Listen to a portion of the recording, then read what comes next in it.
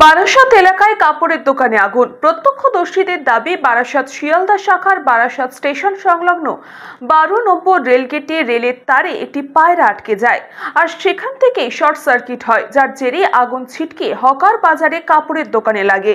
এই আগুনের ফলে কিছুক্ষণের জন্য ব্যাহত হয় ট্রেন চলাচল।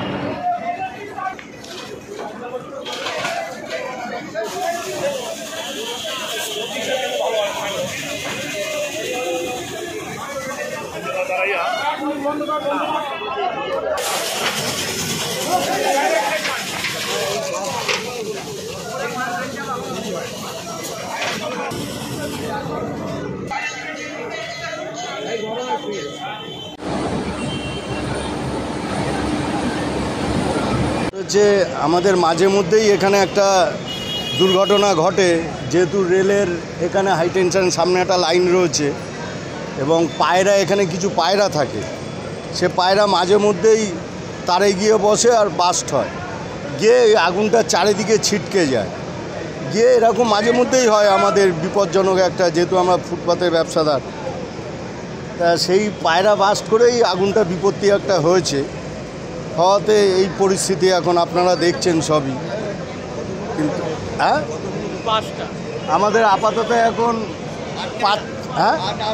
8টা দোকান আপাতত হয়েছে। তার মধ্যে আমরা সব যত দোকানদার, এখানকার বাসিন্দারা এসে সব তালা ফালা ভেঙে সব আর কি বার করেছে, মালপত্র করে এই পরিস্থিতি এখন দাঁড়িয়েছে। না, ওই দিকের 8টা দোকানে কোনো জিনিসপত্র বার করতে পারিনি আমরা। মানে এই দিকের যেগুলো মানে সাইডে ছিল, তালা ফালা ভেঙে, দোকান ভেঙে ওইগুলো মানে বার করা হয়েছে। না, ওরা খুব ভালো সার্ভিস দিয়েছে।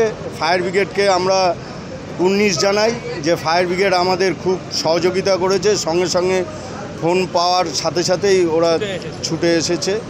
না, এরকম না, আমাদের এমনি বলেছে মাঝে মধ্যে, আমাদের একটা নাম ফাম লিখে নিয়ে গেছে যে আমাদের বিকল্প যদি কিছু আমাদের ব্যবস্থা করে রেল, তাহলে আমরা খুব রেলের কাছে খুব আমরা কৃতজ্ঞতা থাকব।